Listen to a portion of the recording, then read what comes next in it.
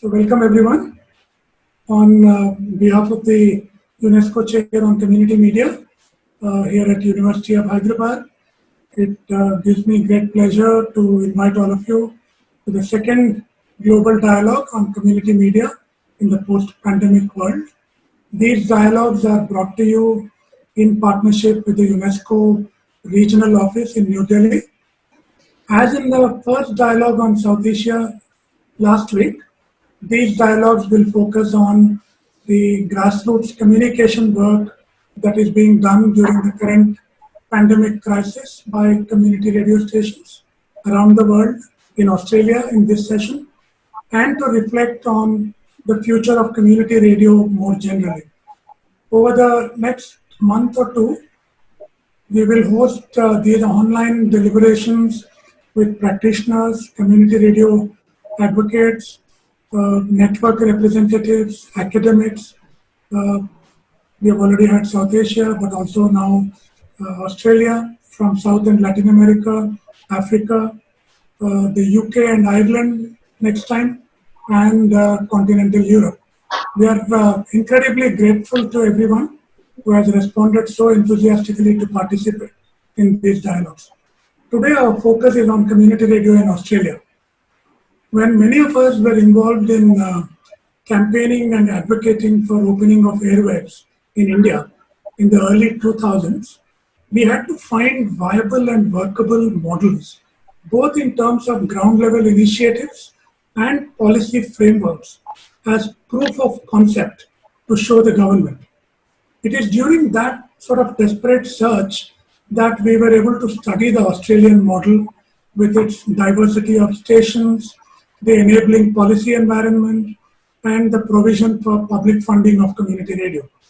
We continue to be inspired by community radio in Australia, and I am sure community radio movements around the world have much to learn from the Australian experiences.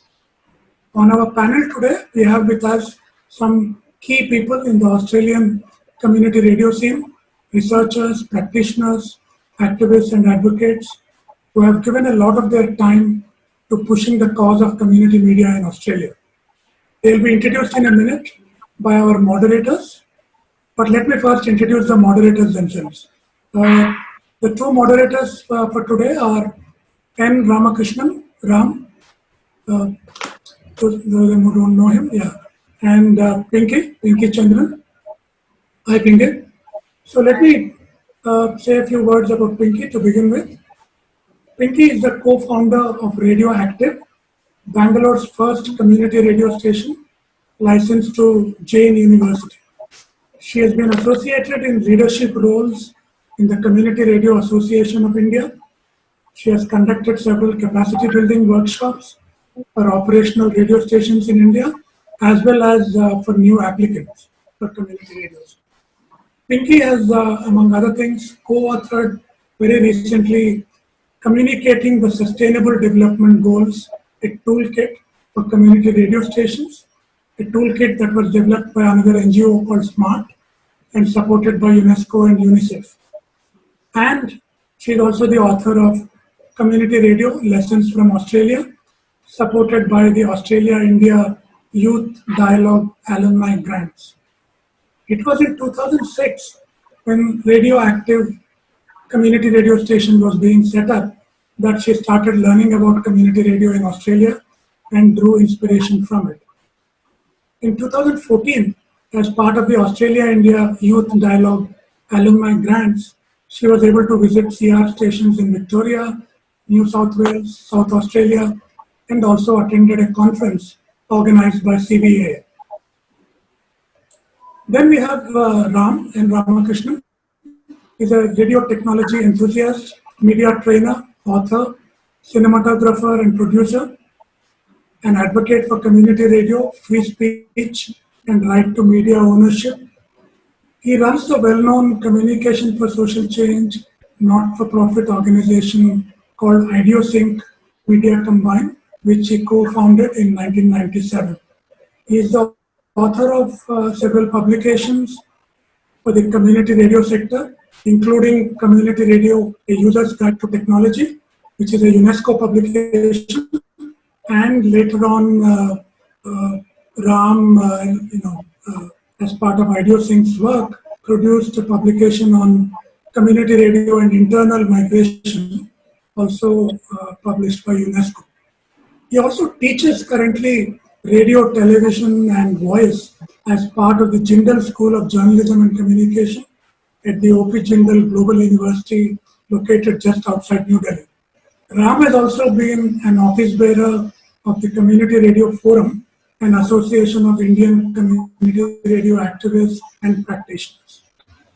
Ramakrishnan has been an interested observer of the Australian CR sector over the last decade, especially since the time that he and some of us involved in the community radio movement in India studied the structure of the Community Radio Support Fund in Australia, because we were trying to put together a similar document for a fund proposed in India. This was some years ago, right? I think 2012 or so. In 2018-19, Ram and Pinky, through Ideosync Media Combined and Radioactive respectively, partnered with Deakin University to create a program that resulted in exchange visits between CR representatives of the two countries. The exchange also brought a number of global CR advocates, academics, and community radio stations together for a community media conference in Melbourne in June 2019. As Professor Susan Forde, one of our panelists, will recall, it was at this conference on citizens and community media last year that both she and I had the opportunity to give keynote addresses. So we are all connected in all kinds of interesting ways through community media between Australia and India. So welcome all of you to this dialogue. I will now request our moderators, Pinky, Chandran and N. Ramakrishnan, to introduce our panelists and take the dialogue forward on the diversity of voices in Australia. Over to Pinky. Thank you, Professor Pagala. So I'm just going to jump straight into the segments for today's webinar. In segment 1, we will discuss, we will basically focus the discussion on the experiences of the Australian CRs with COVID.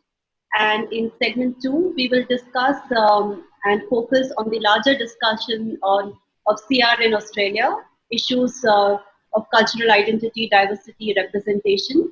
How has the Australian CR sector carved a distinct identity for itself, and what the advocacy challenges for the sector have been, and what is the interface with the government has been like. So we are going to try and address specific... Pinky, can you be a little louder, please? Yeah. Maybe closer to the microphone. Yeah. So we are going to try and address specific questions to the panelists, but essentially it's a free-flowing discussion. So feel free to jump in if you feel like you've got something to add. We have about an hour for discussion, so maybe here and there about give and take 15 minutes or so, we might have to extend if necessary. I hope that's fine. So over to Ram to introduce the panelists. Okay, thank you, Pinky. May I add, Ram, before you introduce the panelists, just the rules for the other attendees. We are requesting everyone to switch off their videos and microphones. We have also disabled the public chat. So the chat window is open for you to raise questions as we go along to any of the panelists. And between me and my team, we will bring up those questions to the moderators. And if you are using the raise the hand feature on Zoom, you can ask the question yourself. Yeah. Otherwise, we will try to bring in questions from Facebook Live comments and also from the chat room on Zoom later. Yeah. Sorry, Ram. Not at all. So it's my great pleasure to introduce our colleagues from Australia who are going to be a part of this panel.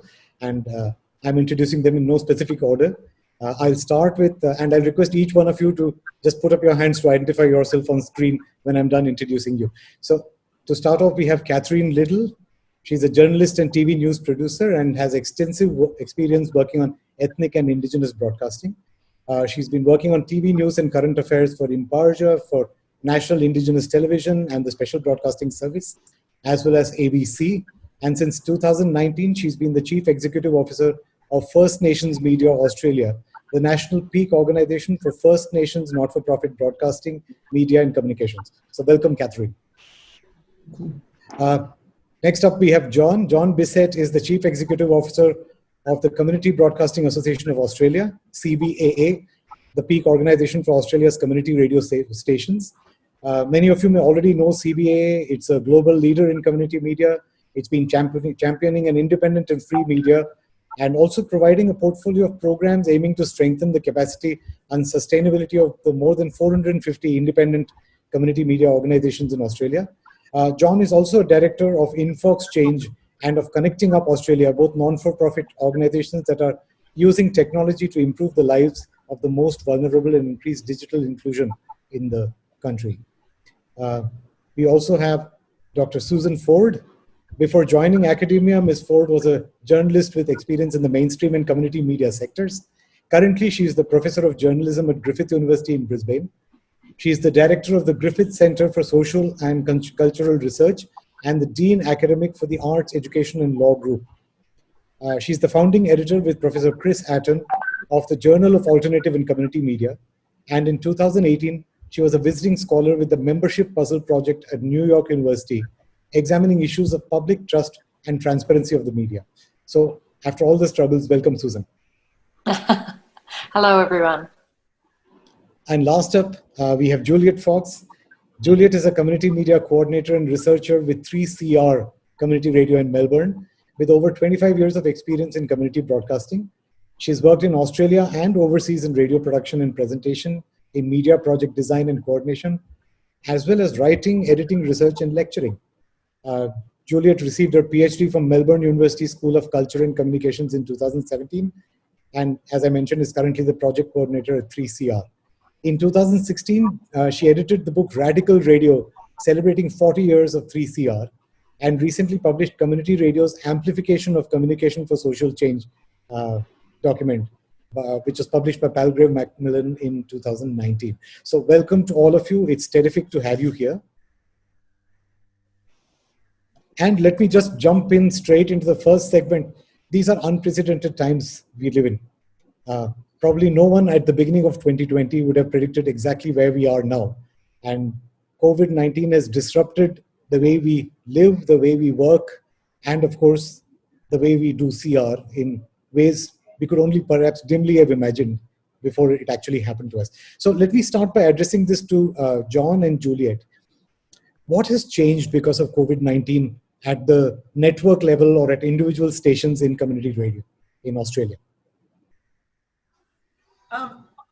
Ram, I think lots have changed, and I think particularly in Australia, 2020 has been a very difficult year. I mean, we talk about the COVID crisis, but we started the year, or Australia started the year, with a bushfire crisis as well, which spanned a large proportion of our continent, and with 80 stations in bushfire affected areas. That's 80 of 450 stations. So it's been a difficult year for Australia and for community broadcasting. But I think what's really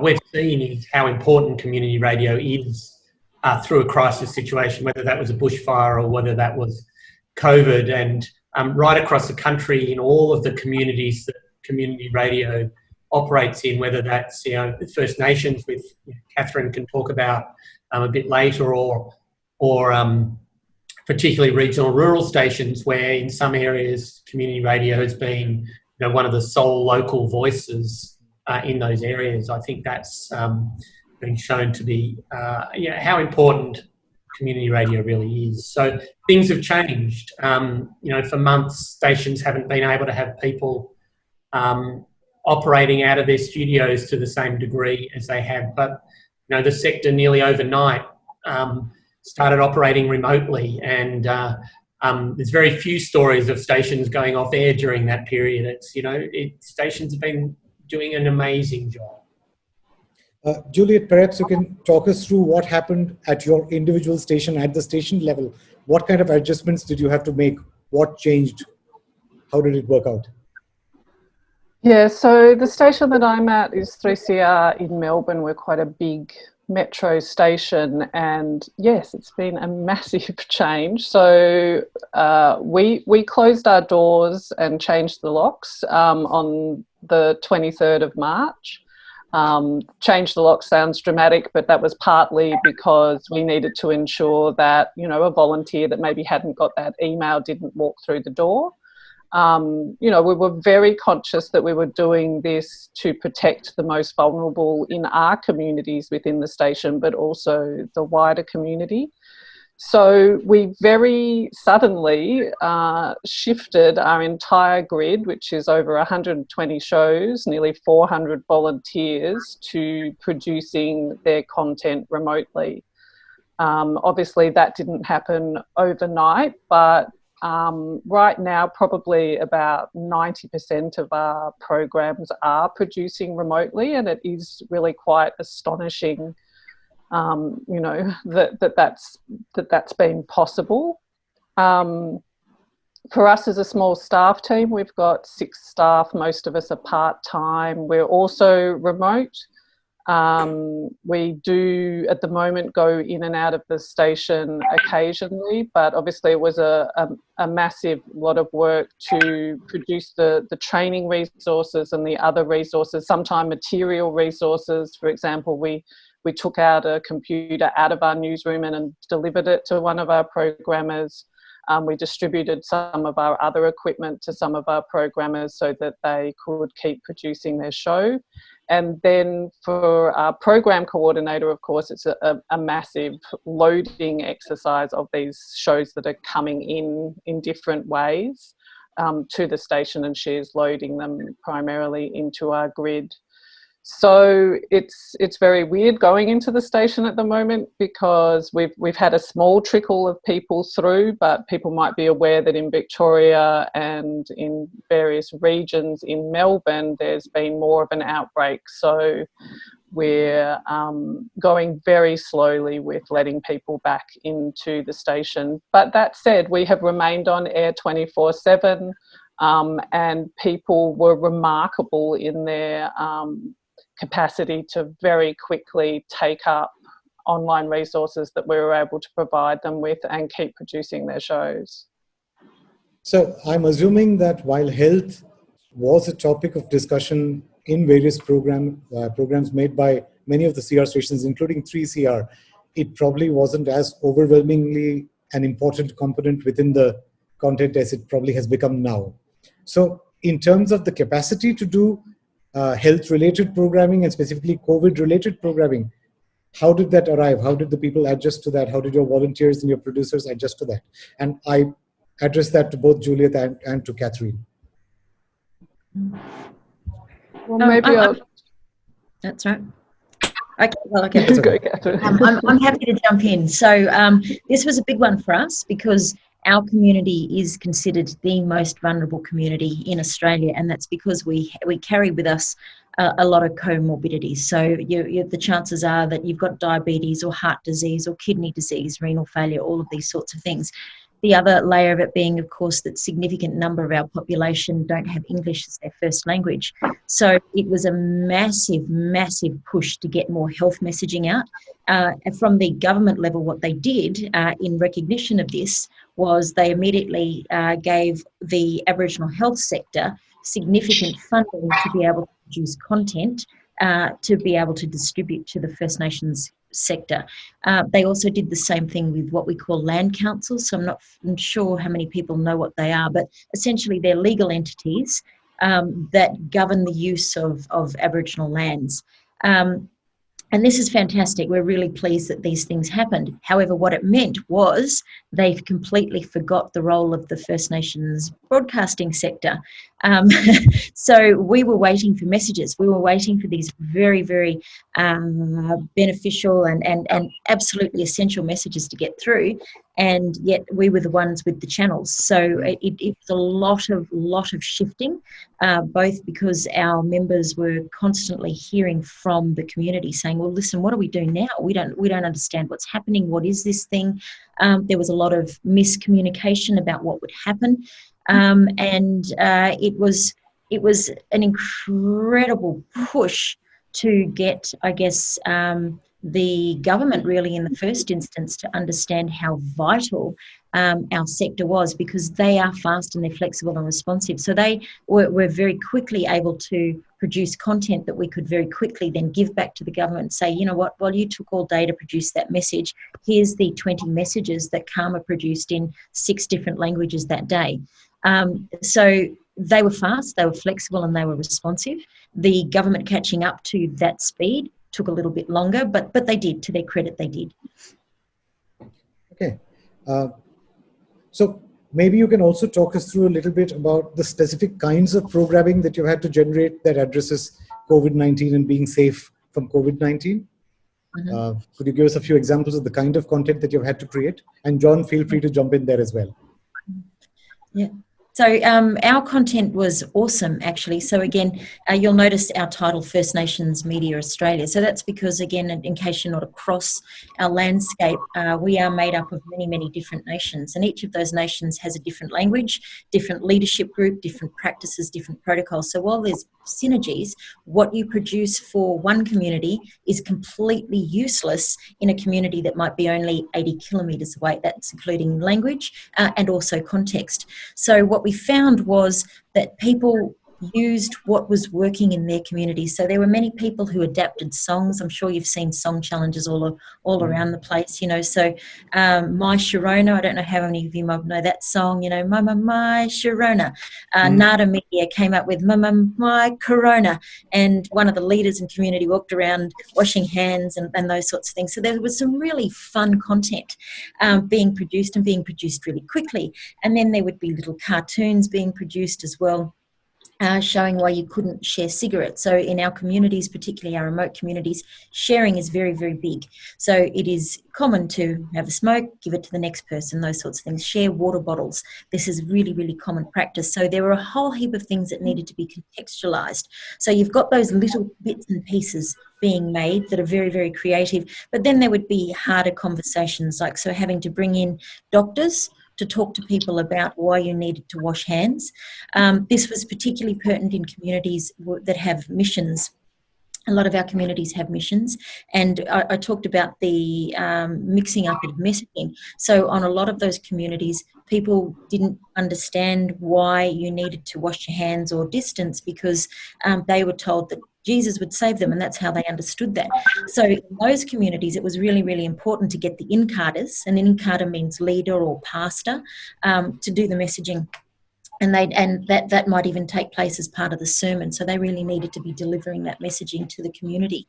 And then, of course, there were lots of panels, a lot of panel discussions about how we're protecting the community, because people didn't understand what was going on.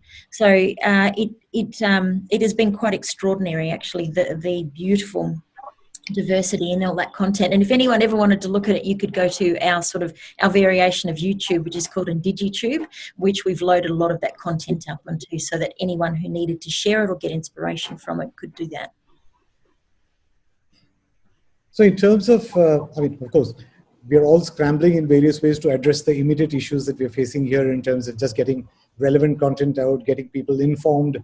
There's a lot of fear. There's a lot of unknowns in terms of people not knowing what to do or how to respond to some of the issues of lockdowns and procedural changes that the government is announcing all the time. I can tell you that's very true in India, where there's been a lot of confusion in communities about what to do.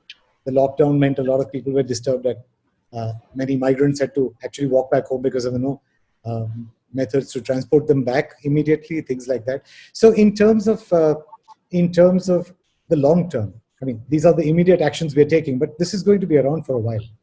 In the longer term, what are we seeing as the possibilities and constraints that are emerging from COVID-19? What is it that we're going to have to change in the long term, in the bigger picture, in the way we think about our processes, think about the way we do things, think about the way we look at, let's say, something like even volunteerism within our stations? I think they're really good questions, and I think the other way to look at this is opportunities as well. I think what we've learnt is that community radio stations don't have to just be centralised around a studio. It's quite interesting. We had our conference last October, and a speaker stood up and said, gave an example of a community radio station, I think in England, that doesn't have a studio at all, that is operating entirely remotely. And we got over 100 negative comments and criticisms about how that was not possible and community radio stations shouldn't be doing that. So what have we done in this, through this COVID period? Exactly that. We've started operating remotely, and we're finding new ways for communities to engage and work together. And I think from my perspective, I've been involved with the CBAA for nearly 8 years, and I've never seen the cooperation that's happened between different parts of the sector, within different stations, the sharing of resources, the sharing of ideas. We put up very early in the piece, we created a Facebook group, which very quickly went from, 0 people to nearly 1,000 people sharing ideas and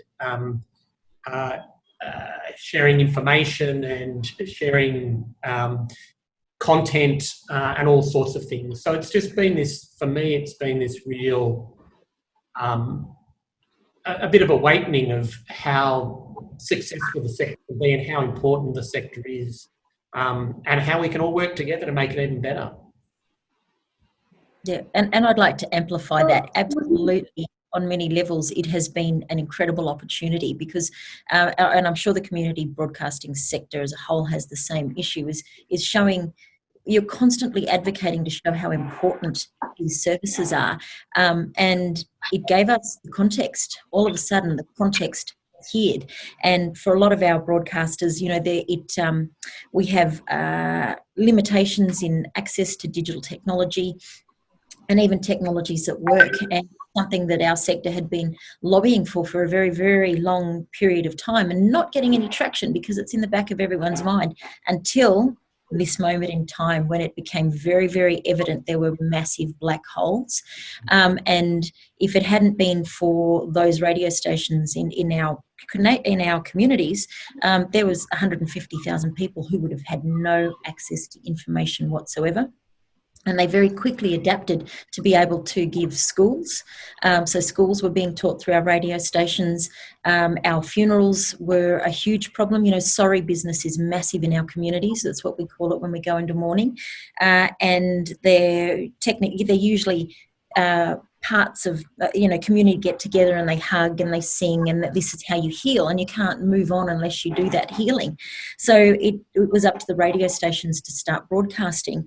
And what we learnt was we can do anything we want. And as John said, COVID offered us as a community a opportunity to focus on one thing, and as certainly as the peak, it gave us an opportunity to channel and say, okay, right now our job is to keep our members functioning and to give our members what they need and to remove any barriers that there might be, and then to get behind them and push our way through it. So I think for the community broadcasting sector, an amazing opportunity to show our value, an amazing opportunity that may never be repeated to show just how important we are collectively and how we can work really well when we're all focused on the same outcome. What we do going forward, that may be a little bit more challenging as that starts to loosen its grip, but it is an amazing point in time.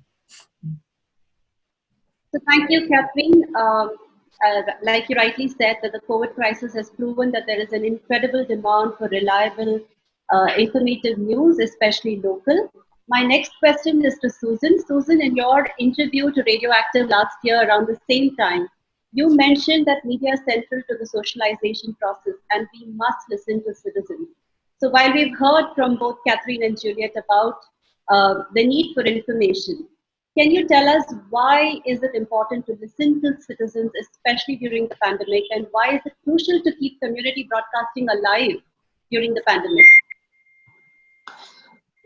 Community radio, we know that community media, but particularly community radio in Australia, has been crucial to the way that communities connect.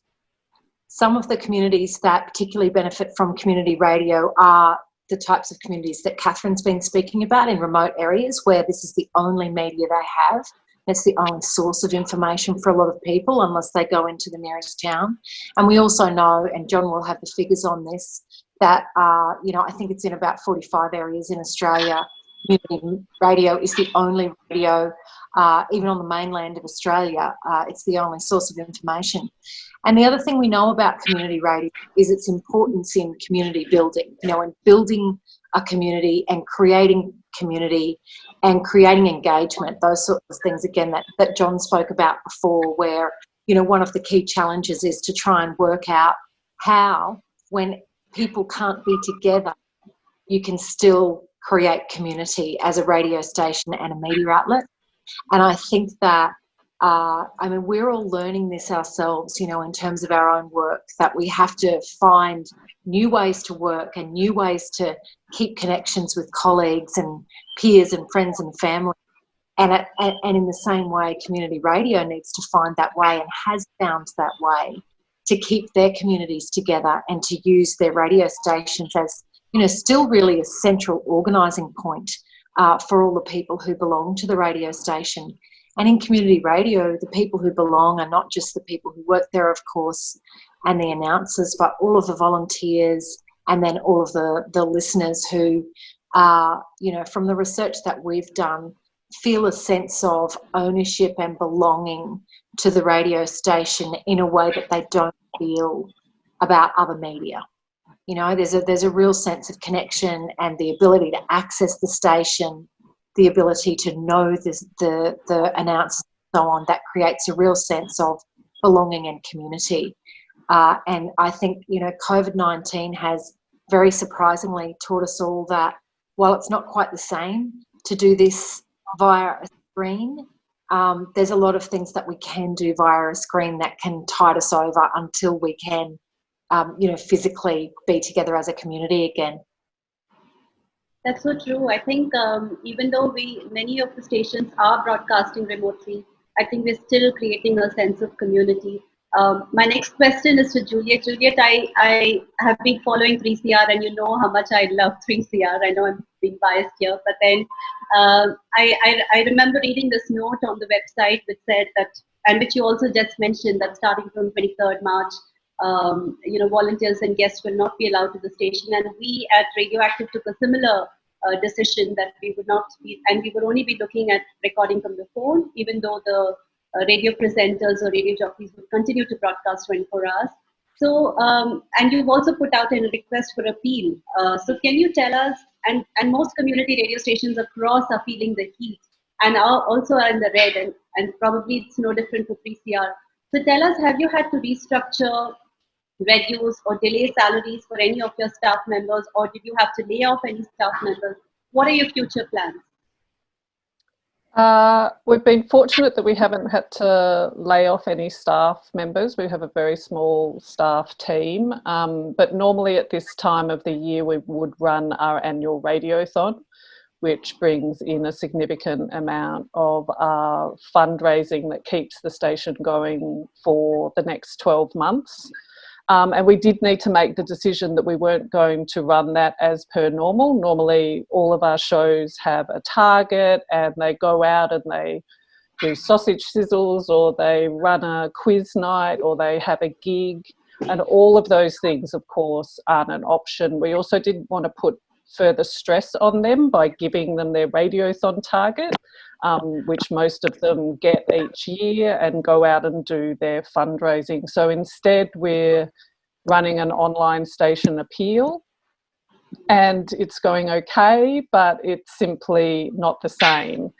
And so, you know, we will need to have a look at where that gets to. It's on just for this month, and we'll need to look at, you know, how that pans out. And with the opening of restrictions, we're hoping that a lot of those external fundraising activities, gigs, quiz nights, pub nights, whatever it might be, will happen later in the year in order to keep things going. Other things that we've had to change is, you know, put off things like training. We train a lot of volunteers every year, a lot of new broadcasters, and we haven't had the headspace really to do a workaround with that. We have done some training with some groups within the station over Zoom, but our general training we've just had to put on hold for the moment. And I'll just give you one other example of something that we've had to change and kind of restrict a bit, but hopefully, you know, get some good outcomes, is a project that we do every year, which is Beyond the Bars, which is during NAIDOC Week, which of course has been postponed. NAIDOC Week being National Aboriginal and Islander Day Observance Committee Week. It's a celebration for First Nations people in Australia. And normally we'd run a project called Beyond the Bars, where our First Nations broadcasters go into prisons and do live programming. Now that's not an option right now, but we have had some success in changing that up a bit. And today, actually, we did some interviews with some people in a couple of prisons in Victoria over the phone, and we're going to be able to broadcast some of that. So it is quite uncertain in some ways. We're very lucky, as you would know, Pinky, having been to 3CR, that we own our building, we own our transmitter. So in some ways we're quite stable in that regard. But, you know, our fundraising activities have definitely been curtailed. And I suppose we're also very conscious that our communities are under stress, and they're under financial stress, and we're very conscious that it's difficult at this time to ask them for that financial support. So, yeah, we'll have to see what further changes we might have to make down the track. Thank you, Juliet. Yes, I just wanted to ask John quickly.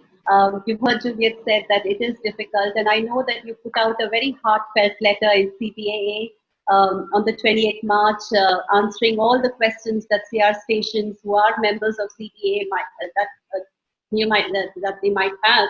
So if you can briefly explain to all our participants, what is the role of CBAA in supporting and coordinating, community radio response during the COVID time, and what have you been able to do? I know you had put out a list of appeal to the government, so what has actualized from that?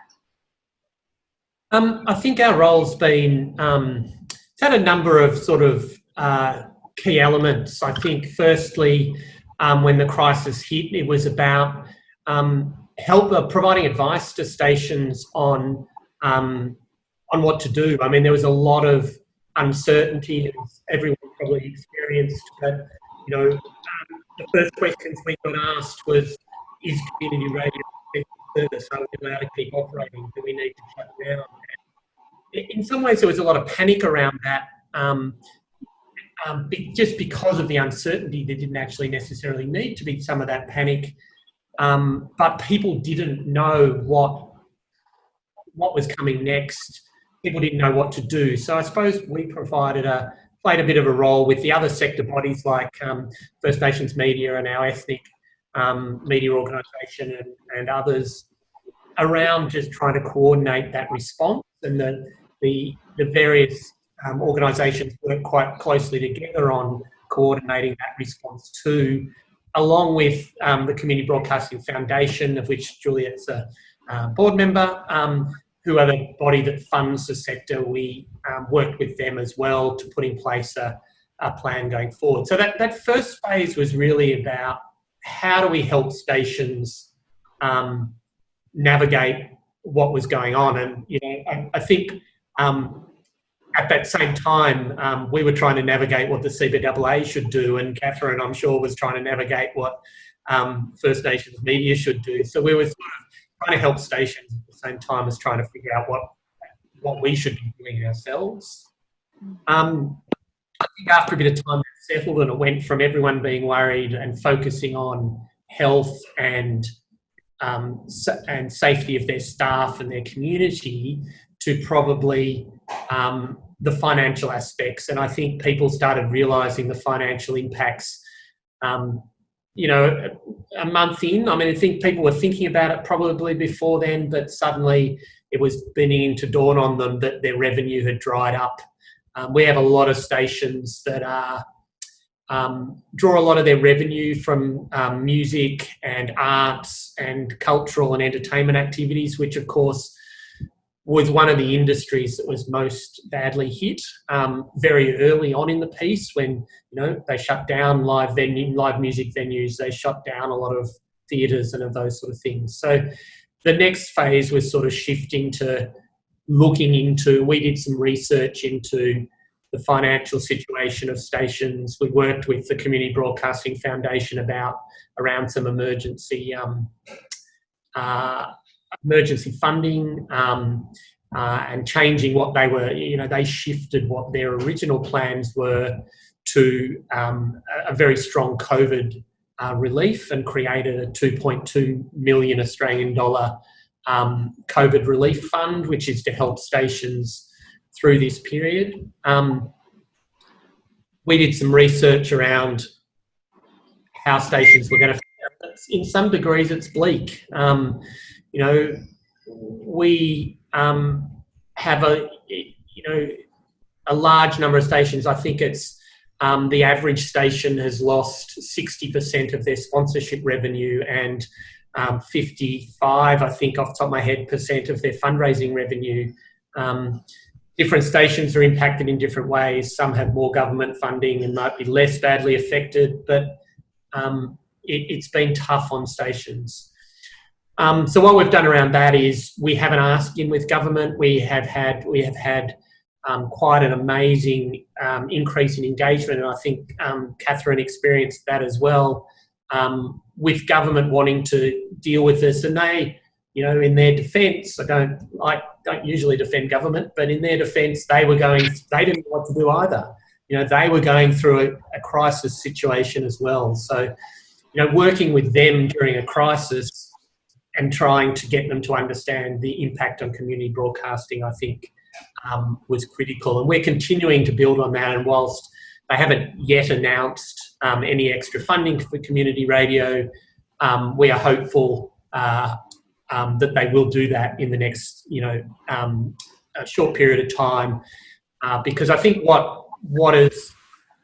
what's eventuated in Australia is the government more broadly has stepped in with what's called a JobKeeper package, and is providing a substantial amount of money for organisations to continue employing staff.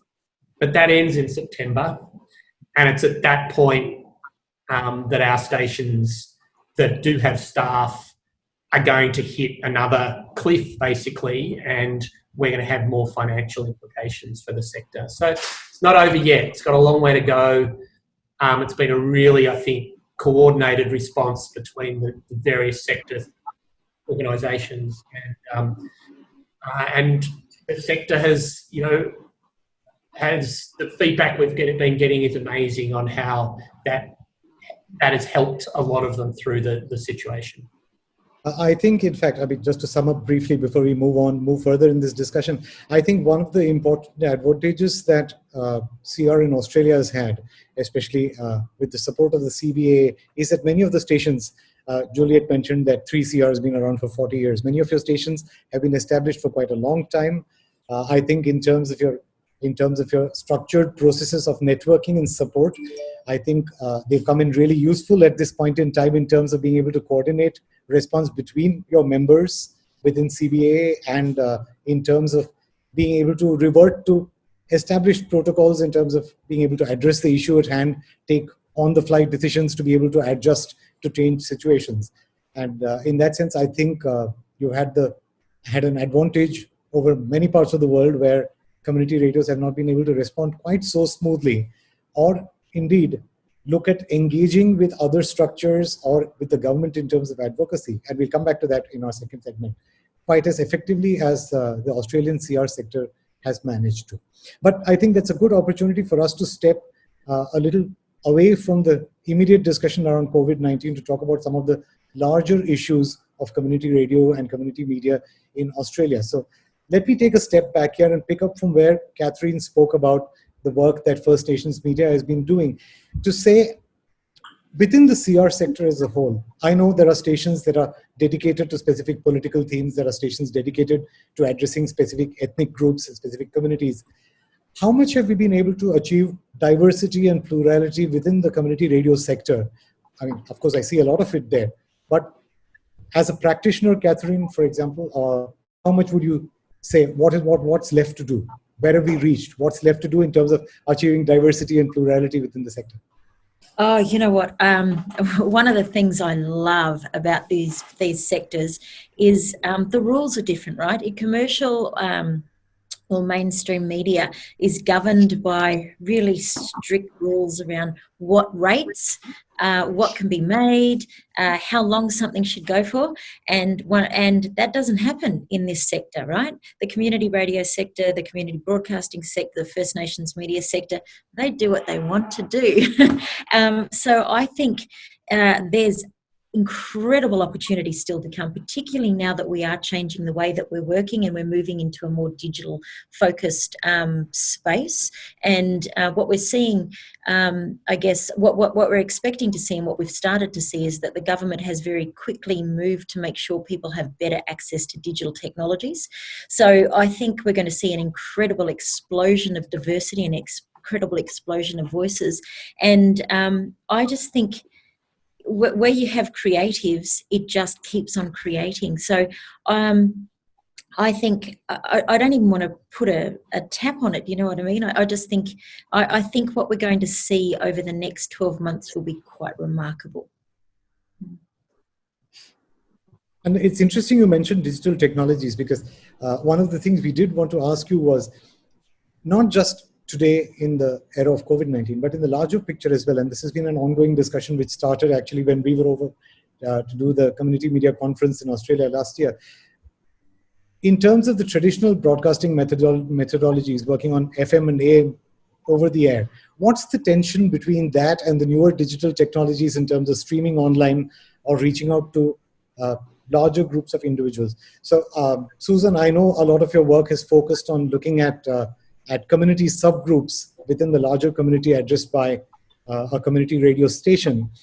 And in some ways, perhaps 10 or 15 years ago, the subgroups within a community would essentially be part of that larger community which was within the geographical radius of broadcast of a given community radio station. But today, with the advent of streaming and other internet-based technologies complementing the whole thing, we are actually reaching out to communities of interest which are geographically much more widespread, perhaps even global. So are we pulling in two different directions here? Does the Australian CR sector see itself being pulled into reaching out to larger groups of individuals and communities of interest across the globe, as opposed to being the extremely local community radio stations that were once visualized or once existed? Yeah, I mean, Australian community radio has always been, you know, characterised by a range of different types of stations, but you could essentially say that some community radio stations were local stations that belonged to a particular geography, you know, a particular geographic region, and others were community radio stations that appealed to a community of interest, you know, so that might be a youth station, a politically left-wing station, it might be a radio station that worked for a particular or serviced a particular ethnic minority group, might be an Indigenous station, so serving a particular community of interest.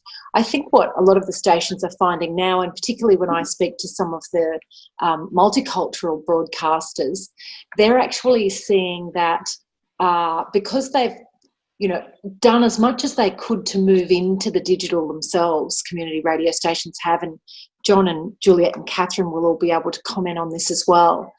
Community radio in Australia has really tried to move into the digital, and that's given stations the opportunity to tap into audiences that they wouldn't otherwise tap into. So even some of the multicultural broadcasting stations who are supposed to service a particular ethnic community in a particular area are finding that they're able to access the diaspora of that particular ethnic minority group across Australia, but also around the world. And so I think that the digital technologies that have arrived have not necessarily meant that community radio is being pulled in different directions. To me, the stations still seem quite clear about whether they exist to service a local community, a geographic community, or whether they exist to serve a community of interest.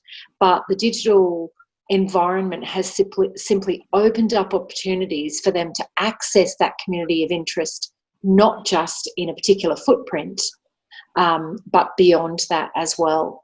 And from what I've seen, the stations have done a really terrific job of, moving with the times and harnessing the new digital technologies that are available without losing a sense of, what that station is. I mean, try to change what 3CR is and what 3CR is about. That would not be an easy task, digital environment or not.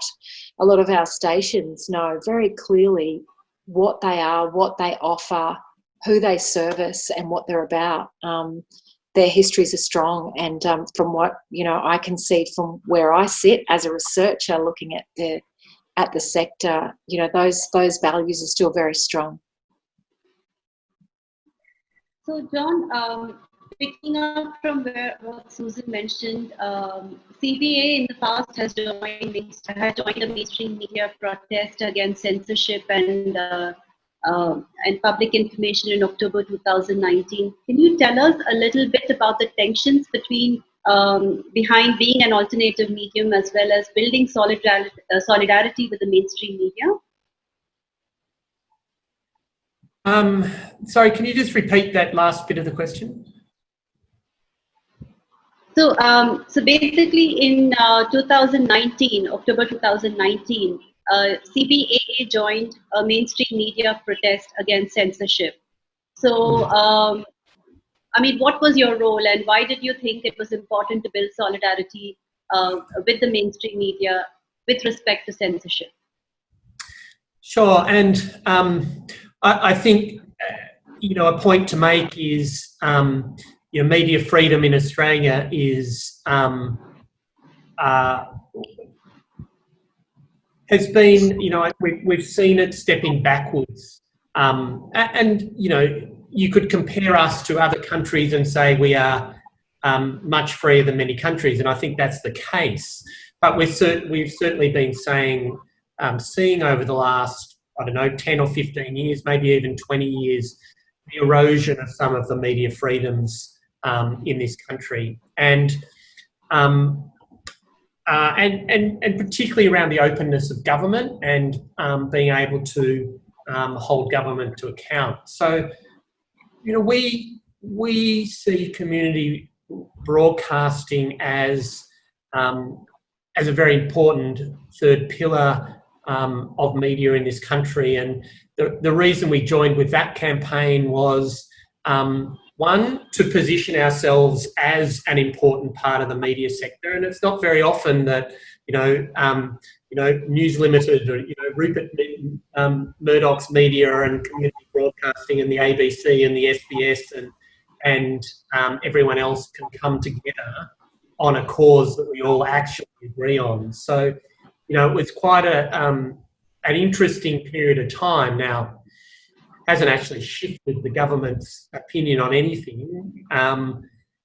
They made effectively no change from that time, but it was, a really interesting period to see those papers and those media, and some of the front page of Rupert Murdoch's newspaper and our other main newspaper in this country were black. They blacked out their front pages of the newspaper, and that's, I think, quite an incredible thing that happened at that time. Just fingers crossed that it actually makes some change down the track. I think a second set of tensions that has arrived with the advent of the internet and with ICT-based methodologies for community radio stations is that there's also a lot more fake news through social media and a lot more misinformation through social media, which is in some ways, I think, competing for attention in terms of the kind of information that a community radio passes on. So what's the experience in Australia been around that? Have community radio stations become unofficial interpreters of information and filters for information for their communities? Have you been able to kind of interpret the larger world out there or what's coming out in social media in terms of clarifying to communities you're reaching out, especially in the more remote areas of Australia? Have you taken on that onus? Susan, Catherine? Catherine, do you want to talk about that in relation to First Nations media, or? Yeah, sure. So, look, I think intuitively, First Nations media organisations, that's what they were put here for. So, again, if you don't know the history of it, prior to the First Nations media sector burgeoning, our voices were completely missing from all dialogue. And, you know, people use words like self-determination. Now we talk about collective agency. There was no self-determined media. So any images that you saw of us, any voices that you heard about us, any stories created about us were completely distinct from us. So as part of the Royal Commission into Black Deaths in Custody, they one of the recommendations that was put in was that Aboriginal people needed to be able to see themselves. They needed to be able to hear themselves, and that's where we came from. So our whole purpose of being is actually tied to exactly that, the ability to reframe conversations. And if you think about media as a whole, you know, media is absolutely critical to culture.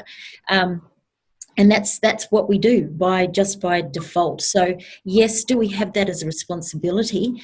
Do we go about it in any organised way? Look, probably not, but it is intuitive and intrinsic to everything that our First Nations media sector does. We are constantly reinterpreting and constantly trying to frame why our stories are relevant, and if they're not relevant to you, why you should understand that they're relevant to us. And we've seen massive changes in dialogue in Australia over the past 30 years related to the explosion of Indigenous media and conversations. Switching to you, Juliet, I mean, looking from the outside, especially from the point of view of a lot of community radio stations in South Asia, where in many countries, including India, news itself is not allowed on community radio. 3CR is positioned as a radical radio, very politically activist, very involved in social justice movements of various kinds. So tell us a little bit about that in terms of how the station visualizes itself, the way it approaches its whole philosophy of social justice. How does that reflect in the makeup of the station? How does that reflect in the way the station operates? That's a very big question, but well, yes, it is reflected in every level. So we have a very democratic governance structure, for example, in terms of having elected community members onto our management committee, as well as volunteer representatives and subscriber representatives. So it's always been the case at the station that the community needs to be involved in the governance of the station. So if you take that at one level, we've also always really focused on ownership of our technology and of our building in terms of the ability to control our station and own it and have power in that space as well. So as I mentioned before, we own our own building, we own a transmitter site and our transmission chain, at least on that level, not in the digital radio space. And then in terms of the community radio content, you know, the focus is very much on empowering communities to determine and deliver the content that is important to them. And if that's we have a lot of, community languages on air as well, whether that's the Eritrean community or the West Papuan community, that's about training them, giving them the skills and resourcing that space for them to determine and deliver the content that is important to them.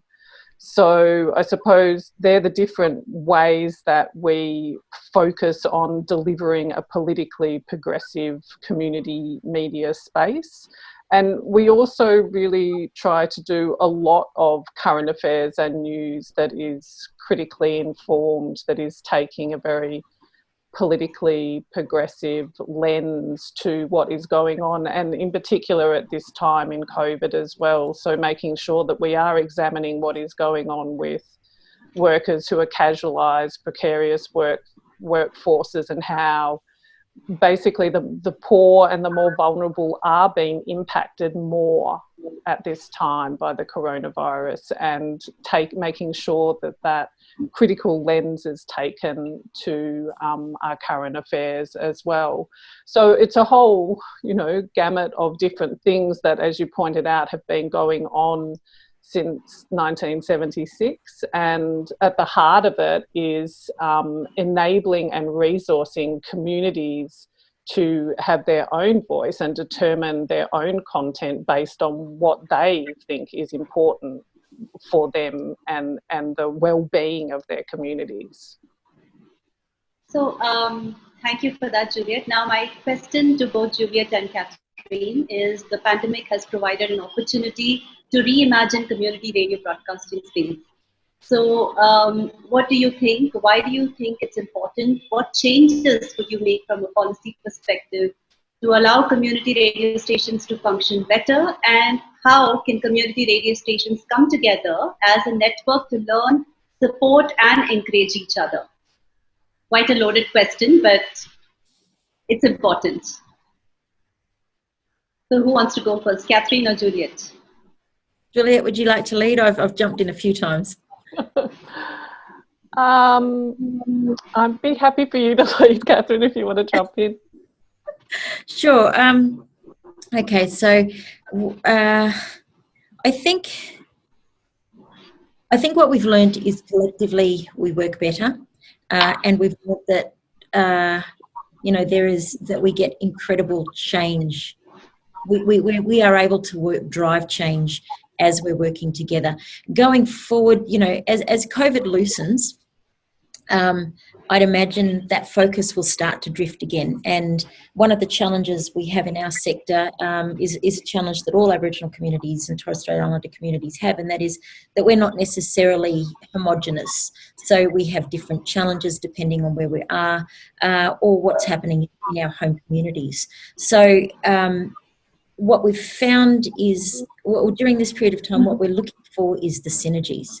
And we have found things like, organisational capacity to be pretty something that everyone has needed to work on, because we've had to change the way we're working. So we're working with the government to ensure that, that's a focus of our new funding agreements. So we've looked at that. We've also, again, if you don't know this, our sector, while it gets grouped with community, with the community broadcasting sector, is slightly different. So we sort of sit in no man's land and get moved around a lot. So it means a lot of the policy and legislation that governs us has actually slipped by in terms of updating. So we actually haven't had an upgrade to our sector since we emerged, and that was when we were purely radio. So for us, it's an incredible opportunity to work with government to start reframing these conversations, to have a look at the technologies that they give us. Are we adequately funded? So can we actually produce the content that we need to produce, and can we actually respond if we don't have the technology? A lot of our, John mentioned very early in the discussion, the bushfires. So for us, our sector sits in very, very remote locations that are constantly getting wiped out by cyclones or big storms, and there's no way to get service technicians out there in a hurry. So whole retransmission sites go down. So it has been an incredible opportunity to start refocusing and reframing where policy should potentially go in that space. And everyone realises that we need to do this together, and everyone realises that, okay, that group over there, well, they might need their retransmission sites upgraded, but hey, what's happening in the urban centres? What do they need to keep functioning during this period of time? So we found that in terms of collaborating, we do far more. We call them industry huddles, where we get specific, topics that we want to talk about, whether it's COVID, whether it's your finances, whether it's news and current affairs reporting. We once did them remote and urban. We now do them collectively. And originally that was because the sector had asked to be separated. Now they're saying to us, we only want to go in together. So I think we're still playing with it, but I think what we're seeing is a rolling of a whole heap of things that we knew were bubbling coming into a common space, and the sector collectively starting to, pull out the things that it needs. We haven't quite nailed it yet, but we're getting closer to real traction in a number of things that we've been advocating for in terms of creating a solid and capable sector. I'm not sure if I answered that question. I think you did. But on that note, we're also coming a little close to the end of this discussion, and we have just a little bit of time left. But I'd like to pick up on something you just said in terms of being able to work together. One of the things I think about the Australian CR sector that many of us who've been observers over the years have commented on is what we see as a relative position of strength that you've established in terms of engaging with government processes and advocacy as such. And I direct this to you, Susan, and to John. Maybe you can pitch in after Susan's spoken a little bit about this. In terms of advocacy for the CR sector, whether it is in terms of advocating for processes or for support, or indeed for policy change of the kind that we've just been discussing in the last few minutes, what has worked? What kind of approaches to CR sector advocacy have worked, in your opinion? What do you think hasn't worked and needs more work, or a different methodology? Susan? Yes, good question. I mean, the Australian community radio sector has done a really good job of joining up with researchers, I think, to look at the evidence basis for what the sector does within their communities, what they contribute more broadly to society, and what role they play in the Australian media landscape. And John spoke before about, community radio in Australia establishing itself as the third sector, the third pillar in the Australian media landscape. And I think that our sector has done a really good job of doing that, partly because they've been around since the 1970s and they've become really a part of our policy framework in the communications field, but also because in the late 90s, early 2000s, the sector did start partnering with researchers to be doing work around, who works for our sector, how many people volunteer for our sector, how much free labour does that mean to the Australian economy? Hundreds of thousands of dollars are contributed every year by volunteers who are part of the community radio sector, probably more.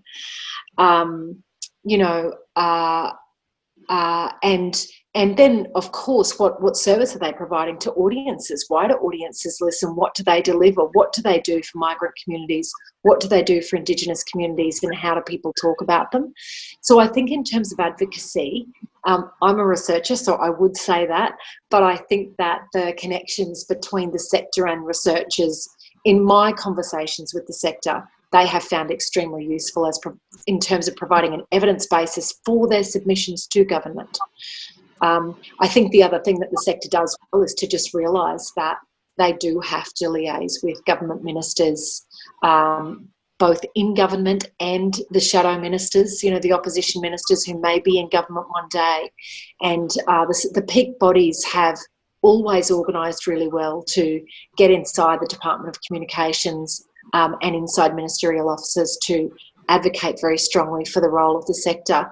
And they've had, both, powerful people who support them in doing that. And then they've also been advocating, as Juliet said before, on behalf of a lot of people who don't have a voice and who are powerless. But I know the sector would like to be far more effective than they are, because they would like more resources and more funding than they have. But there's no doubt that there's a good tradition there of providing evidence basis of their value to the government. And I think that's worked relatively well for them. And I'm really interested in how John sees it, because I know the CBAA is a peak body, and for Catherine as well, that this is an important part of their jobs. So a quick response from you, John, on that. I think Susan's been right. I think the evidence base is critically important, and without that, it's the base on all the other advocacy work is built on. And I think, and it's not just universities either. It's we have a national listener survey that gives us listener numbers. We've done qualitative and quantitative research in other ways. We know the size of the sector, we know how much people spend, we know all of those sorts of things, which is really helpful. I think the other thing is, we've built a partnership with government, and I think we've learnt that relationships are critical. One of the things about our sector is, and Catherine sort of mentioned it before, is diversity. Every station is different, serves a different community, but that's one of our challenges, but it's also one of our strengths. I know I can walk into a minister's office or a shadow minister's office or a crossbencher's office, and there'll be one aspect of the sector that I can talk to them about, and they'll know about, and they'll understand, and they'll support. Whether that's, I'll walk into one of our national parties, the country party basically, and you talk about regional and rural stations. They know their station perfectly. They're on air probably once a week in a lot of those stations. Or you walk into some of our more conservative MPs' offices and you talk about the Christian stations, or you walk into the Minister of Multicultural Affairs and you talk about the ethnic stations in the sector. So you have such a diverse sector that you can use all parts of it. And I would say, and I've said this to our members many times, every single part of the sector is important, and if we work together, we can be strong. If we say we don't want First Nations, and don't worry, Claire, Catherine, we would never say that. We don't want the part, or we don't want another part, we will fall apart and we won't have the strength that we have. And that's really important, to have that collective strength across the entire diverse sector.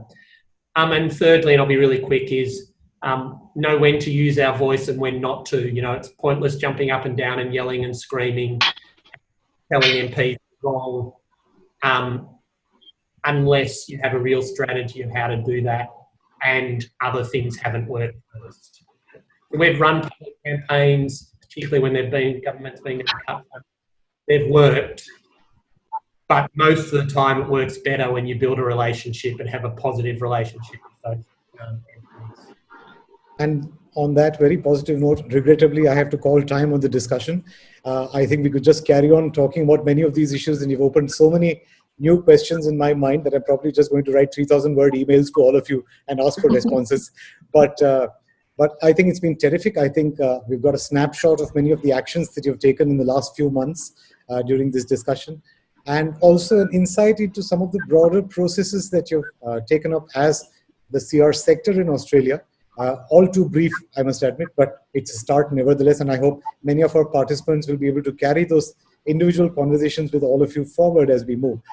Because I would now like to conclude the basic discussion and leave some space open for questions. So thank you all for these wonderful insights. I think it's been very mind-opening and it's been very engaging and personally speaking, very interesting indeed, and adds a lot of value to things that I've already been reading about the Australian CR sector.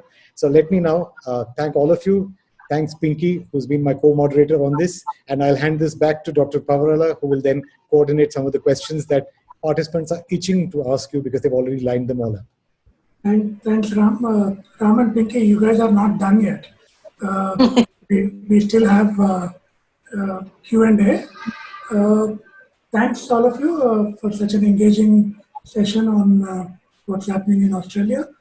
While we are waiting for participants to either raise hand or post questions on the Facebook comment section or here in Zoom, let me start off with one interesting question that many of us are engaged in India and probably the global south, about the future of community radio in terms of digitalization. The kind of push that's coming globally now and by national governments to digitalize community radio. And some of us in community radio movements in the global south are pushing back on that. So perhaps John could tell us a little bit about what's happening in Australia, DAV or DRM, or how slowly are you going? What will be the situation with First Nation stations in terms of resources to be able to digitalize? I'll be quite quick on this, but I think DAB Plus has been rolling out in Australia for a little over 10 years now. So, and community radio has been part of that for pretty much that entire 10 years. But at this stage, DAB Plus is in, well, for most of that 10 years, it's only been in the 5 biggest capital cities. We are currently in test mode in 3 more regions. So we have community radio stations on air in Canberra, Darwin and Hobart as well on DAB+, and that's new of the last 6 to 12 months.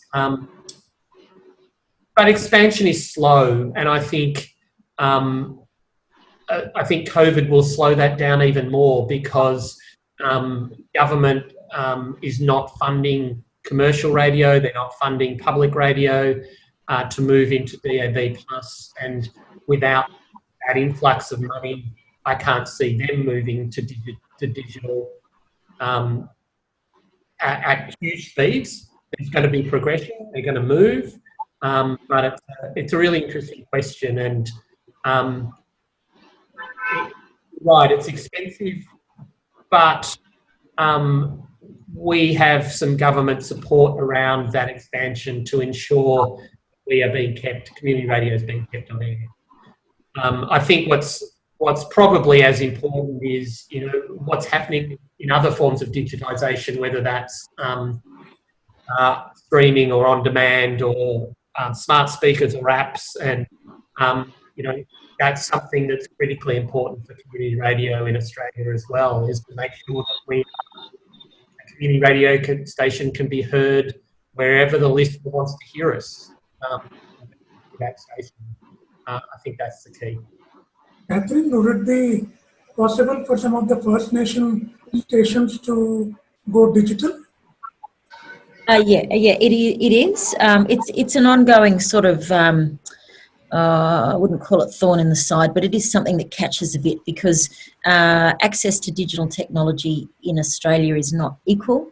And certainly a lot of our stations are struggling with what is the right sort of digital connection and what is the right technology. So in I guess, building on what John said earlier about relationships with government, we, prior to COVID, had been really, really working on that relationship with government and making it very clear that part of the issue was that we weren't, even our stations didn't have equal capacity to broadcast as we were seeing these, I guess, generational shifts in technology. So we're in the phase now where the government is actually going to take a good look at our sector and say, okay, where have we had the problems? Who doesn't have connectivity? What is the right connectivity? Because the last time we had upgrades of this sort, we actually saw some of our stations lose the capacity to broadcast, and some of our RIB sites in particular have been offline ever since that happened. So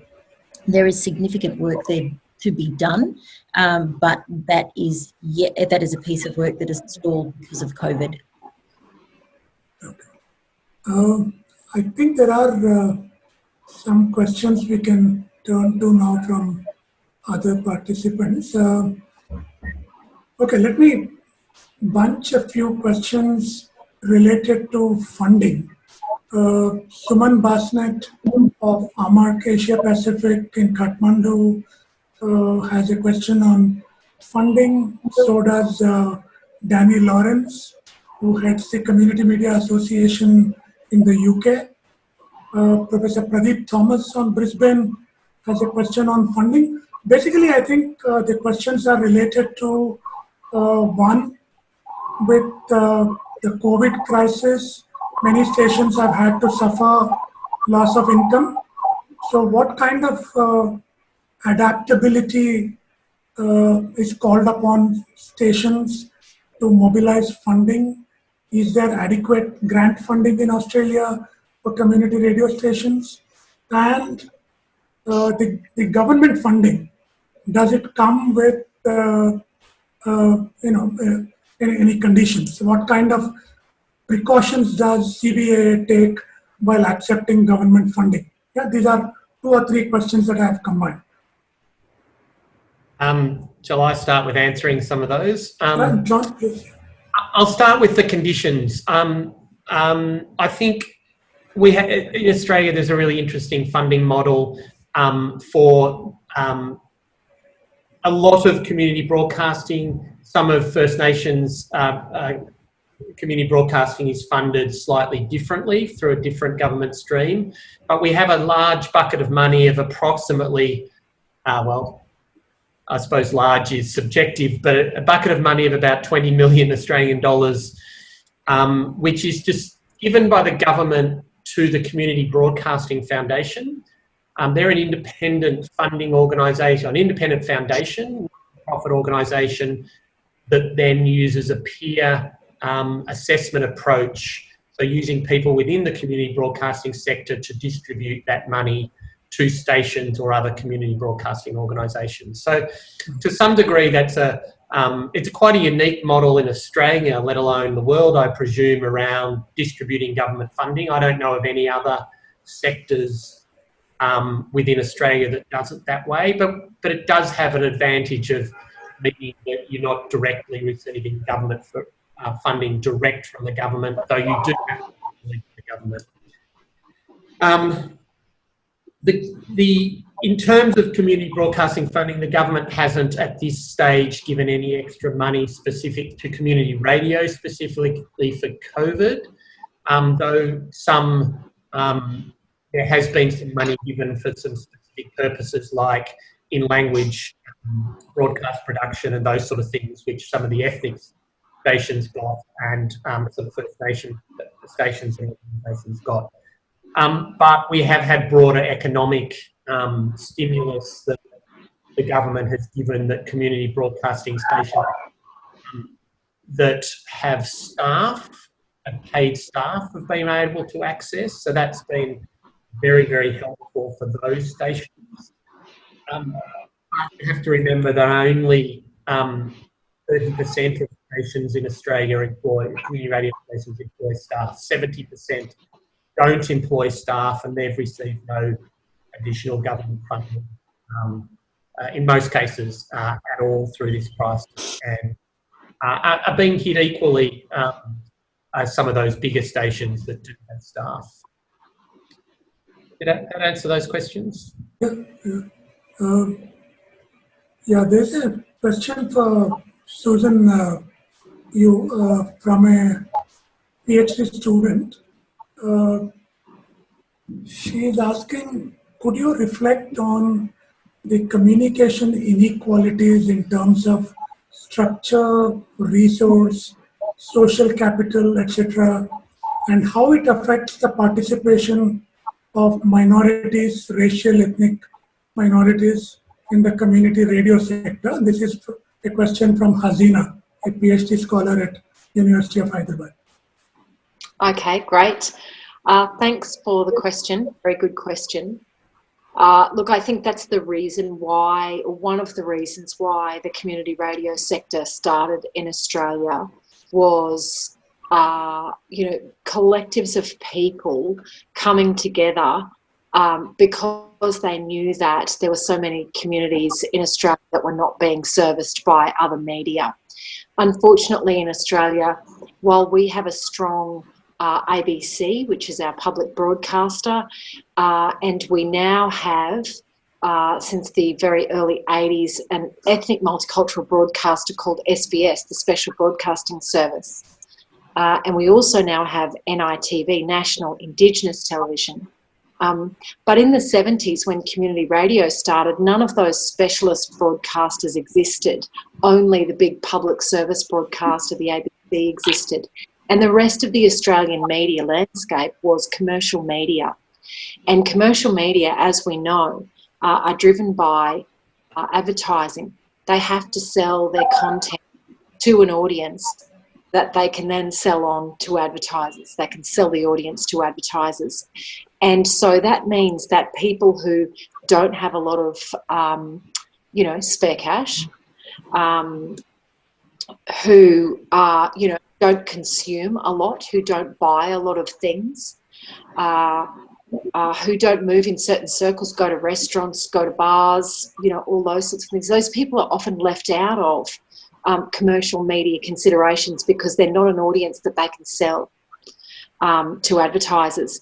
And so it was people coming together in the early 1970s to create community radio because they recognised that there were whole groups of people that weren't included in the discussion and who weren't represented by existing media. And of course, that included a lot of ethnic minorities, new migrants and migrant communities that had come to Australia, as well as First Nations communities that were not represented by mainstream media. And I think it's still the case today that commercial media still really doesn't represent those communities at all. Newspapers don't. Mainstream commercial radio and television don't.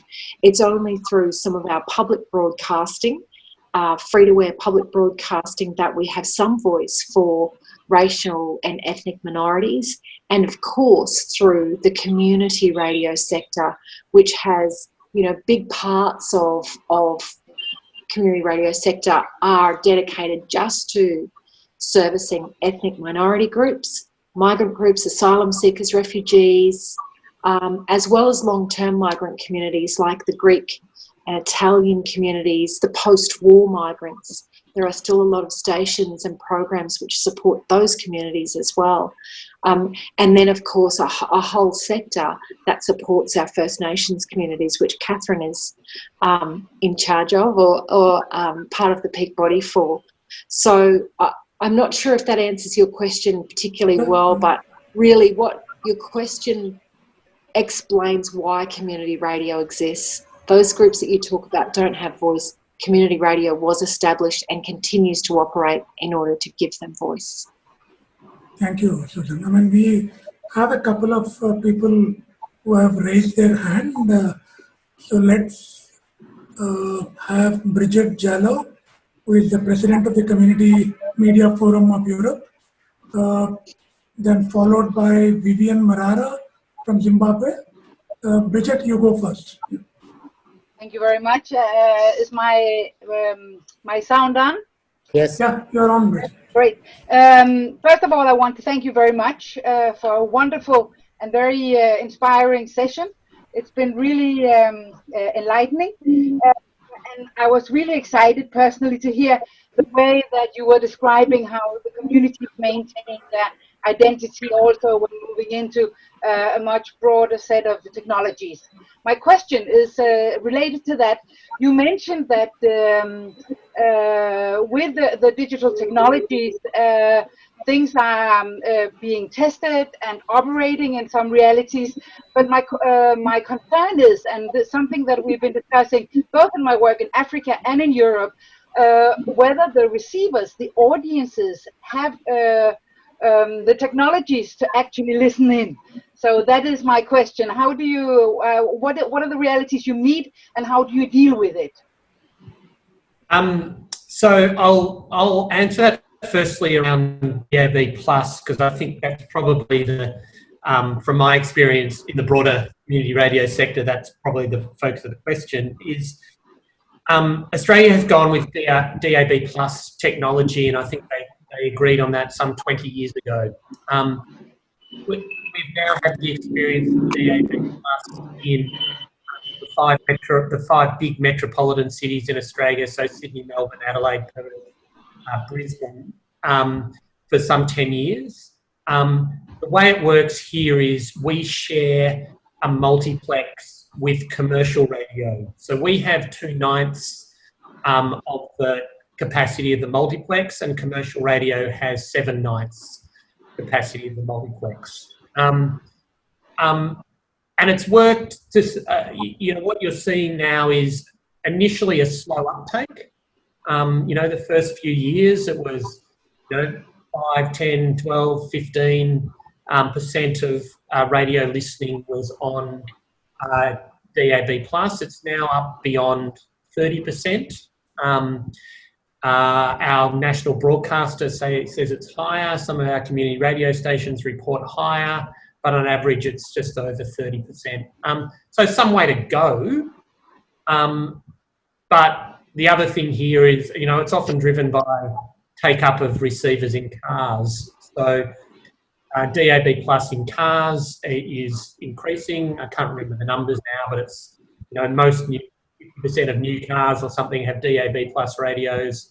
They're pretty easy to buy in places. So the receiver availability for that is not so bad, but is obviously an issue for some communities that may not, you know, they're more expensive than an FM radio.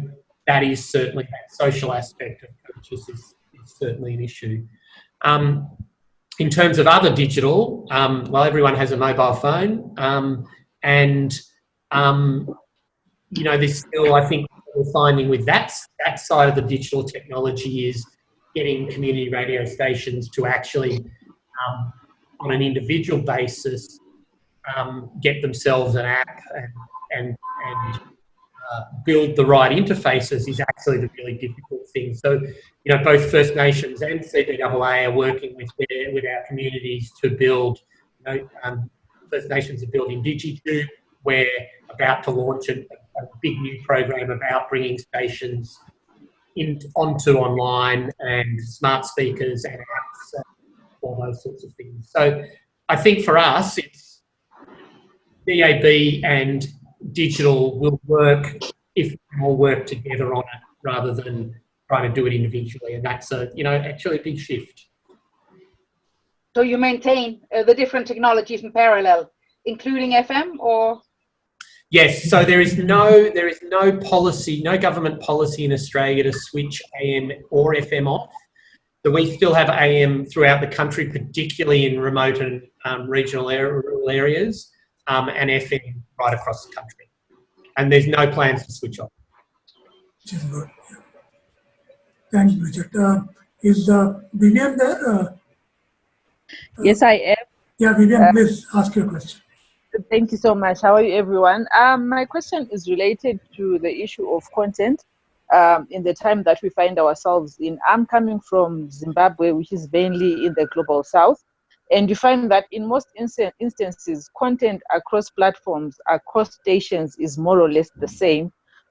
If you do an assessment of maybe what's coming out on commercial media, what's coming out on public media and the likes.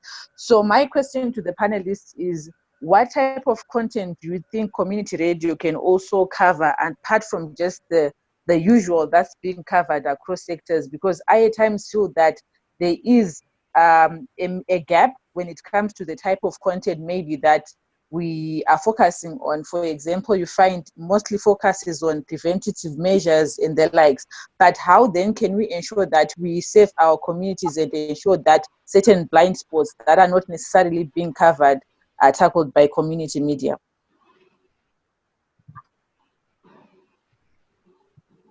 I'm happy to jump in.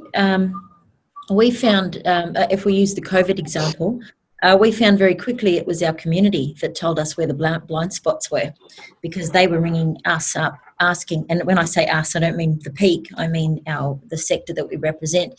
They were ringing them and saying, we don't understand this, we are scared about this, we want to know that. And that gave us I guess that from a national level, that gave us the ability to advocate on their behalf to make sure information was getting through to them quick enough, and in bite-sized pieces that they could reinterpret. So I think the truth of it is the community, you know, I think I used that word before when we were talking about, you know, community radio stations intrinsically knowing what it is they're there to service. So I think most of your community reps will know exactly what their communities need and exactly what those blind spots are. So I think it's a case of trusting your gut and trusting your community. Yeah. Actually, there was a faculty member from Lady Irving College in New Delhi, Sudha Sachdeva, who also had a question on content.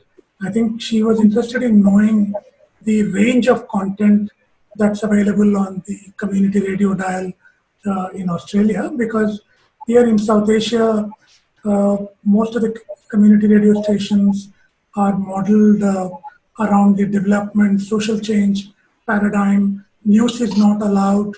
There is a little bit of music, but there's not that much.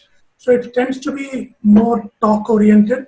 So the question was also about the diversity of content that's available on community radio in Australia. So either Juliet or John, if you could just say a little bit about that. Well, I suppose for a station like 3CR, and you could go and have a look at our grid, which is a very large and complicated grid for one station. And so we're at 3cr.org.au.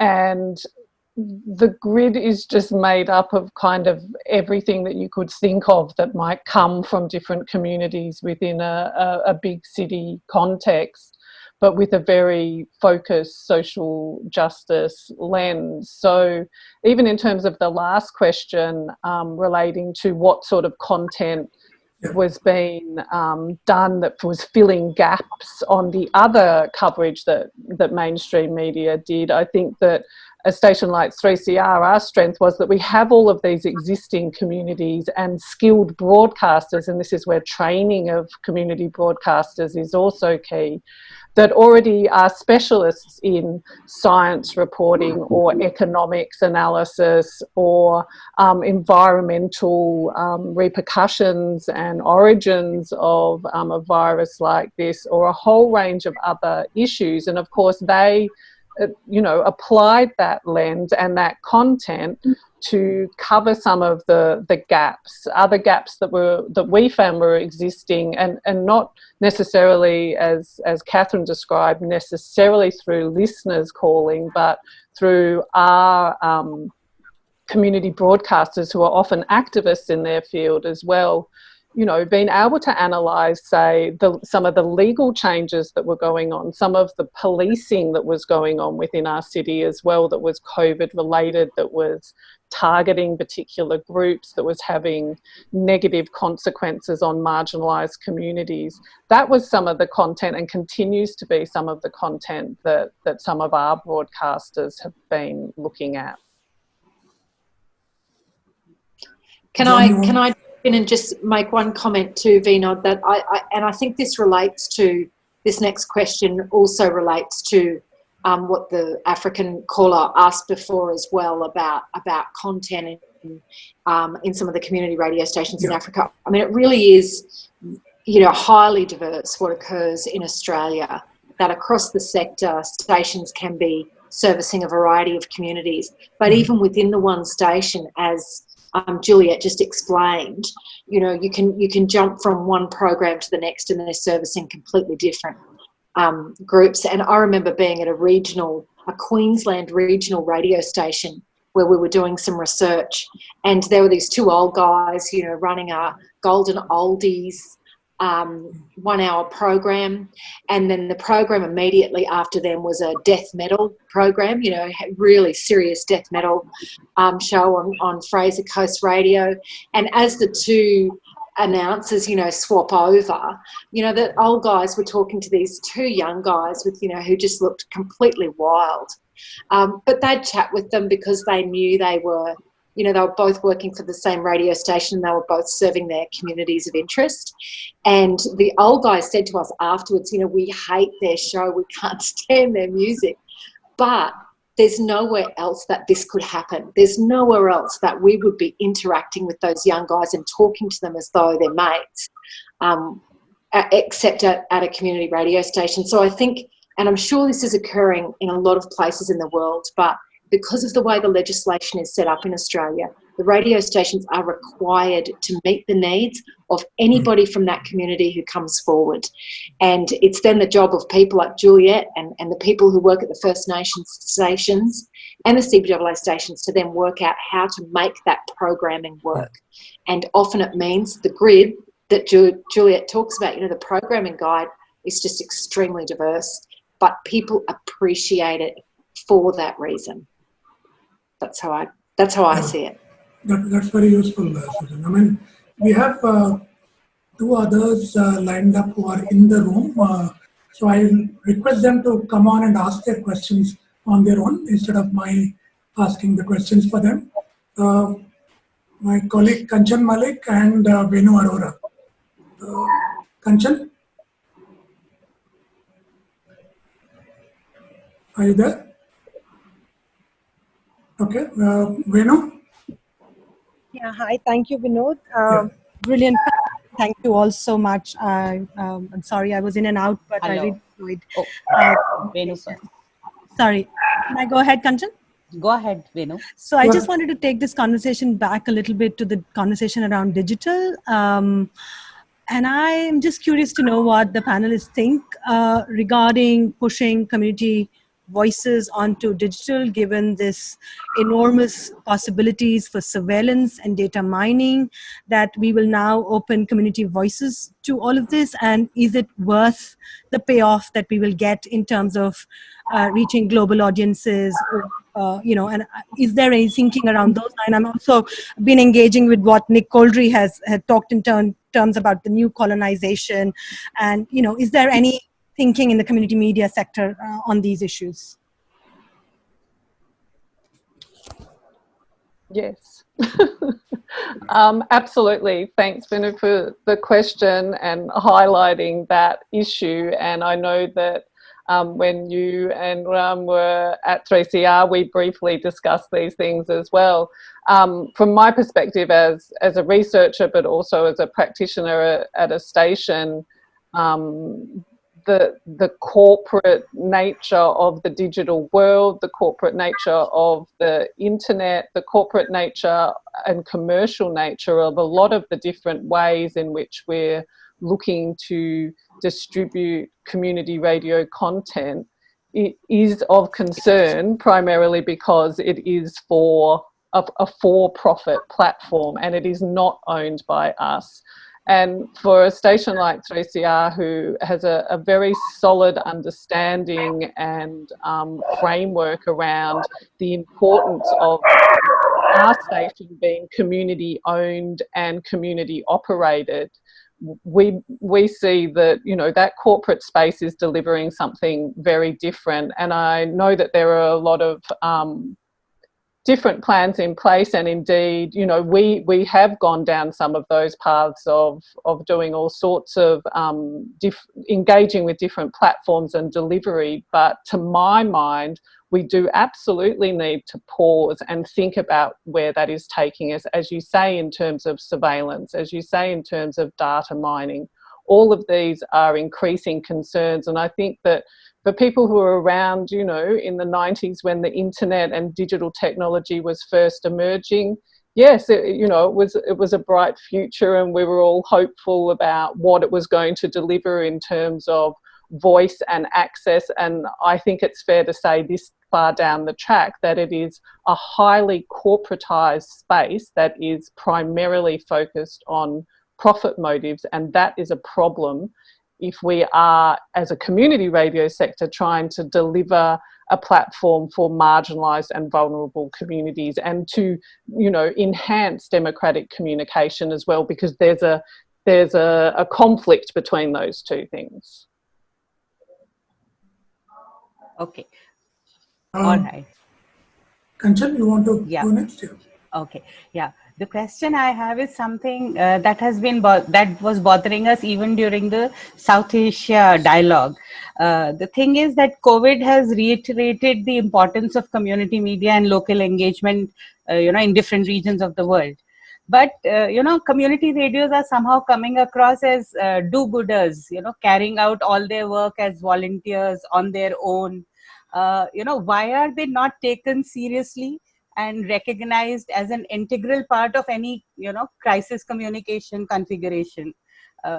So, I mean, what I'm trying to ask is why they are not there in the larger scheme of things as far as, disaster management is concerned.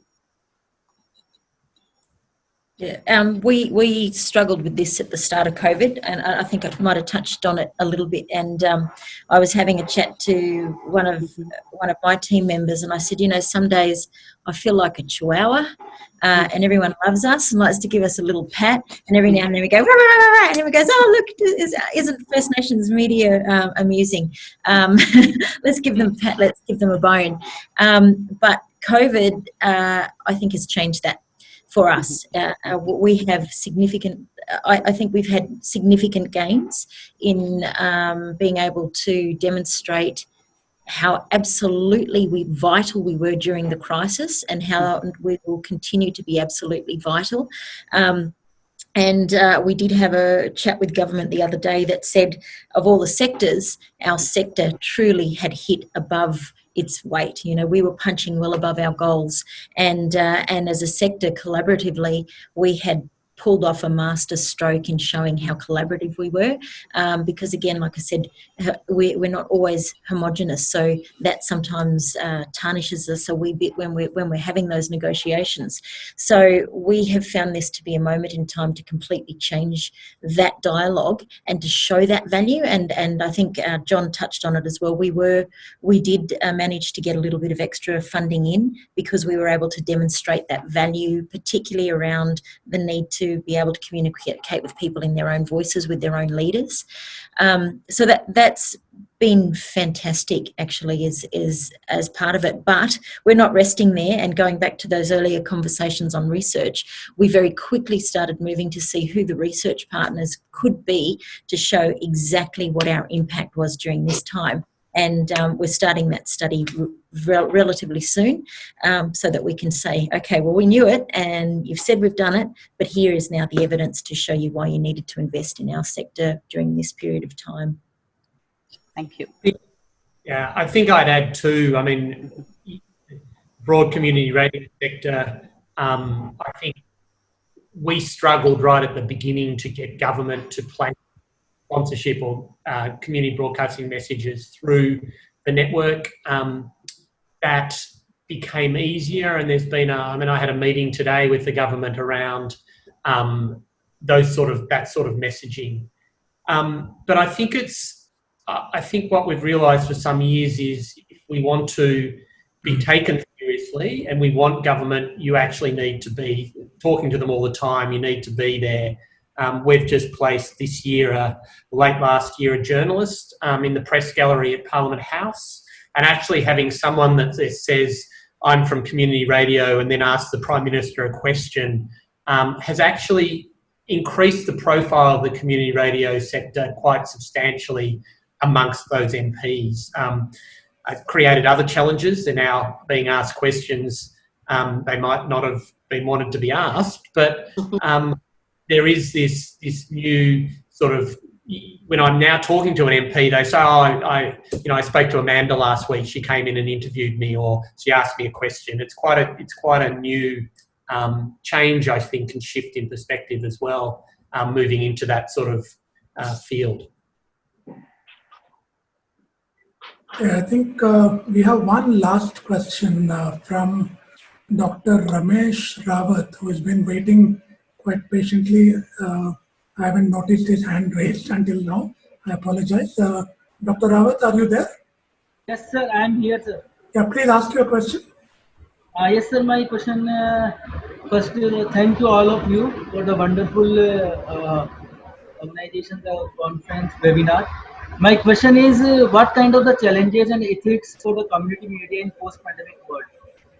And in this connection, how digital technology will help to increase reach of the community media to stakeholders with true content in post-pandemic of the world? Yeah, I think Dr. Rawat's first part of the question was to do with the kind of ethics that community radio stations will have to face in the post-pandemic world. That's right, Dr. Rawat? You were asking about ethics, right?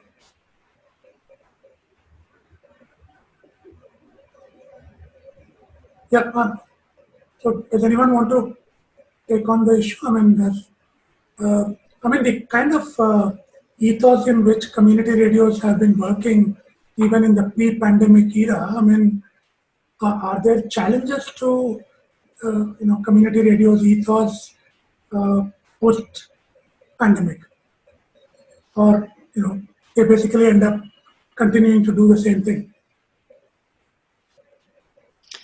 I'll jump in just to kick things off, because I think the sector and people working within the sector will be able to answer that question best. But I would say that I think the pandemic has changed the way a lot of us think about a lot of things.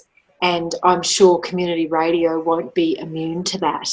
I think the pandemic has shown us, certainly in Australia, where we haven't experienced something like this before, what's possible, what can possibly go wrong, and also how easily and quickly something like this can change our lives. So I think Vinod at the beginning said we would never have imagined it in early 2020 that we would be doing this, and that's exactly right. And for us, it was a matter of weeks where we were discussing that we might have to do this and we might have to do that, and then suddenly everyone was home. So it's changed the way that we see our worlds, the way we interrelate in so many ways. So I would make that general comment that I think the pandemic, certainly for us in Australia, has possibly changed us forever, you know, in the way that we think about who we are and what's possible for the future. And I'm sure that the individual radio stations as well as the sector collectively is feeling similar things. Yeah, I think I'd add to what Susan said in saying, you know, COVID, I think there was some, COVID has accelerated some other things happening in society. I mean, for example, public interest journalism in Australia has been in crisis for some years, and this has further accelerated this. I mean, the last stats I saw, there was something like 120 newsrooms in Australia have shut down through the COVID crisis, either temporarily or permanently.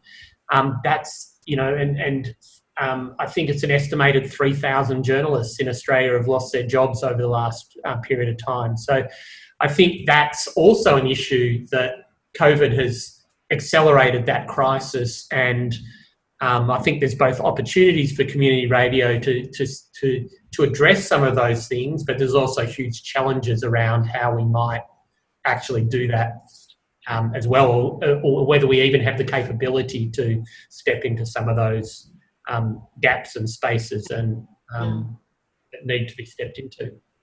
Absolutely, and I'd amplify that. I live in a regional area, and we lost our local television news a few years back. You know, there was a nice sort of loophole that enabled licensees to jump around it, and we've just lost our local newspaper as well. So you know, these are scary times, really, because and if we didn't have community broadcasting at this point in time and First Nations broadcasting, well, who would be there to tell our stories, and who would be there to represent the views of localised people? And certainly, when you have another COVID, who's going to talk to your community?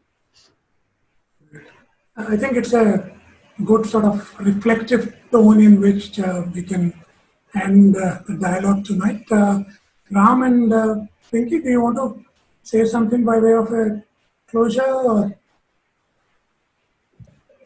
Sure, I think I can just pick up on, I can just quickly summarize, pick up on each one's point, and I think, like what Catherine said, the pandemic is an opportunity to open conversations, and like what Juliet mentioned, even though we might be broadcasting from home, we are constantly creating communities, and then you know, mixing up what both Susan and John said. I think it's time that we use our collective strength to work together to drive change. Again, we are not homogeneous, but I think across the board, we must look for synergies. And I think I must congratulate Professor Parvala, because the Global Dialogues is one step in creating those synergies.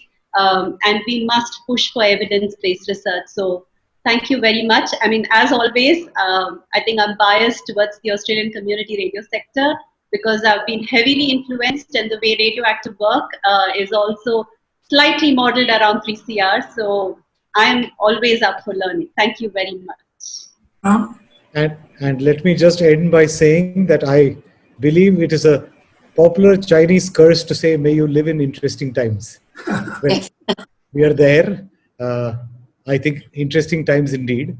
But perhaps, as many of you have emphasized, perhaps this is also an opportunity, and perhaps this is a watershed year for community radio around the world in finally and maybe completely and totally underlining the value of community radio and community media in being able to reach out and keep communities connected at this most difficult of times. And maybe this is the year we really make that point and everyone finally gets it. So, so let's hope for that and keep our fingers crossed. Thanks, Ram. And so thanks to Pinky and Ram for moderating this session so well. And thanks also to Catherine, Juliet, John, and Susan for so readily agreeing to join this dialogue. And I probably we have kept you away from dinner. One of the challenges of these global dialogues is a crazy time zone synchronization across the world. Thank you for being so accommodating and joining us for this dialogue.